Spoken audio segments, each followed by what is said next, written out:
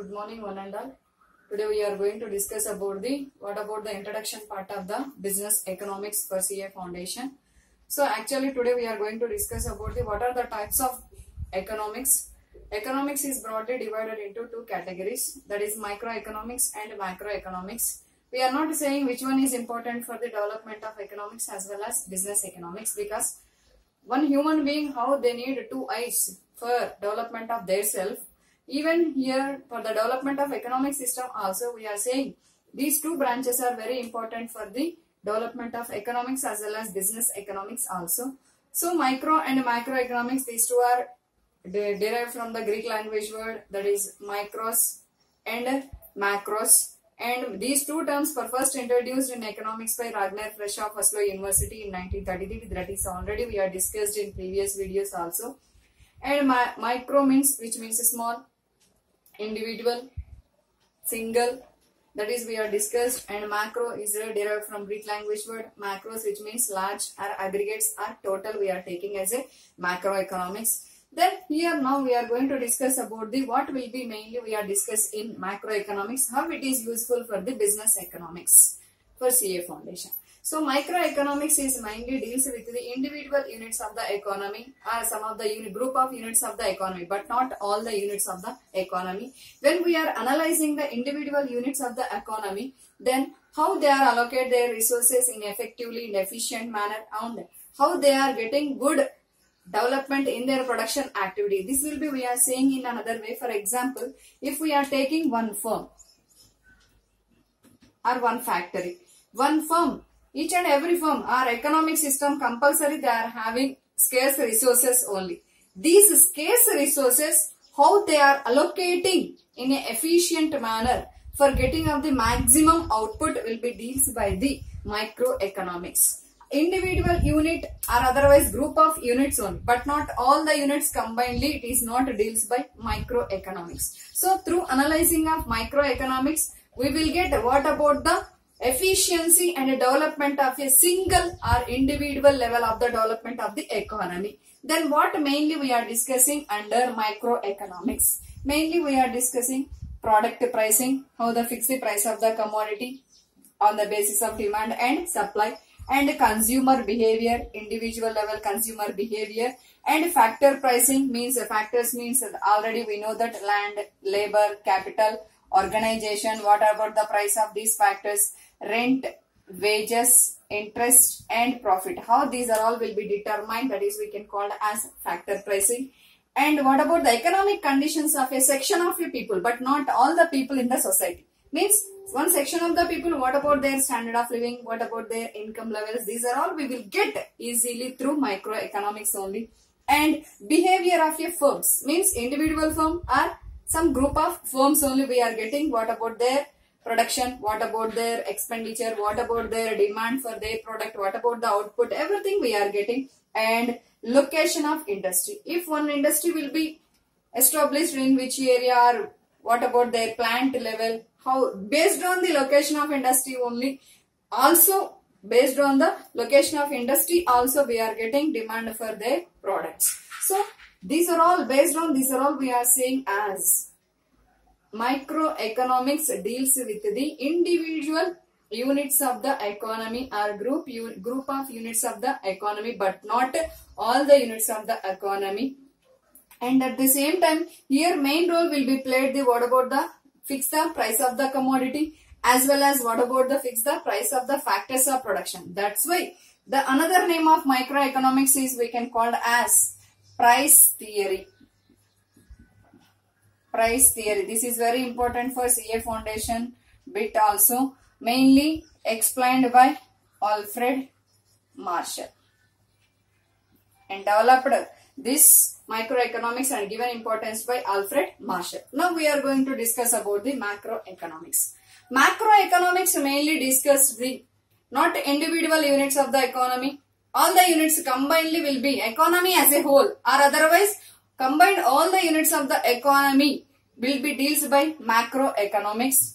That is already we know that. So macroeconomics mainly deals with the aggregates of everything of the economy, that is total income, means national income, national output, total employment, And total demand means aggregate demand, aggregate supply, general price level of the commodities and services. Everything is we are taking as a total are applicable to the economic system, that is we can call it as macroeconomics. Then what about we will be getting under the macroeconomics? Mainly we are taking some important points here, that is national income applicable to the nation, national output, that is also total production of the country. Next, general price levels of goods and services will be decided through the aggregate demand and aggregate supply. And what about the interest rates? Next one is balance of trade, balance of payments.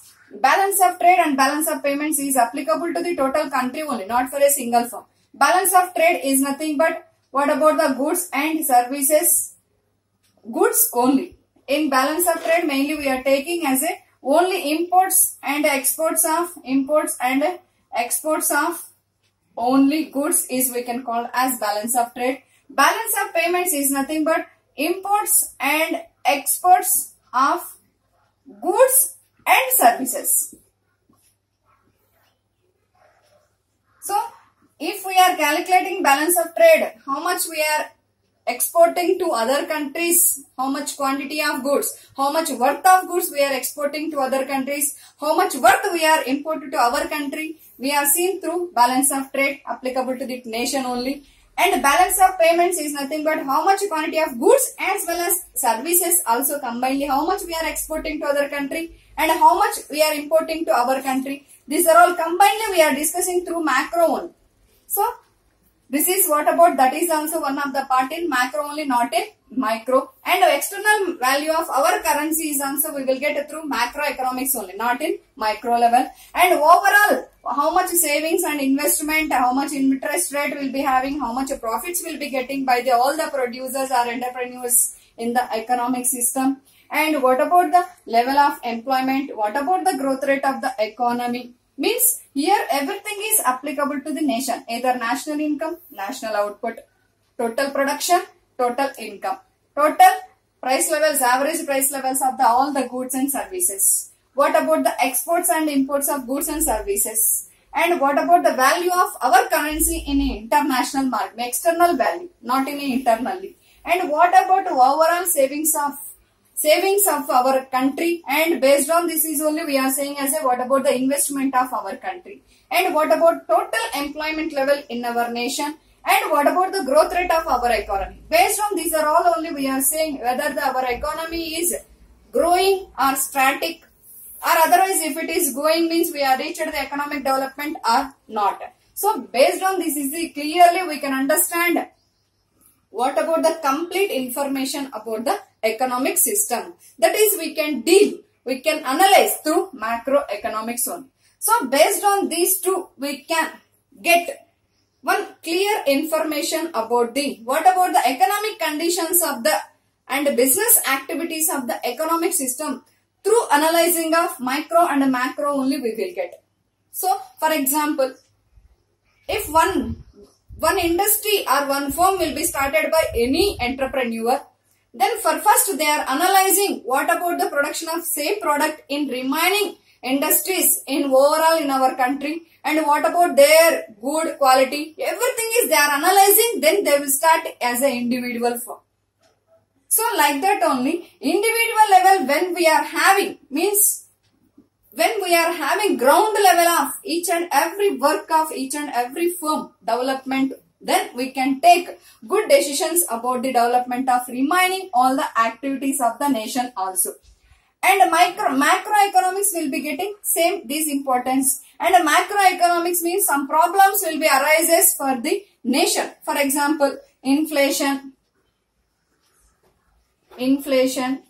unemployment, poverty. So these type of problems, even inequalities in the distribution of income and wealth, these type of major problems will be faced by many countries in the world, all the countries in the economic systems. So what are the main causes for seeing of these type of economic problems in business activities? And what about the reason behind the cause of these problems? These are all we are analyzing through macroeconomics, not in microeconomics. That's why from starting only I said which one is important for the development of business economics and business economy means we are not saying this is important or that is important. Main reason is 2 I's is important for the development of nation. One is microeconomics, one is macroeconomics. 2 branches are more important for the development of nation. So here everything is will be having applicable to the nation. What about the another name of macro? Income and employment theory. Income and employment theory. This will be mainly explained and developed by J.M. Keynes. Very important for CA foundation bits. J.M. Keynes, mainly developed by J.M. Keynes. Microeconomics is mainly developed by Alfred Marshall, and another name of microeconomics is price theory. Another name of macroeconomics is income and employment theory, mainly developed by J.M. Keynes. So, students, this is what about the branches of economics as well as business economics, broadly divided into 2, micro and macro. If you are like this video, please subscribe my channel and forward to your friends also and give like also. Thank you.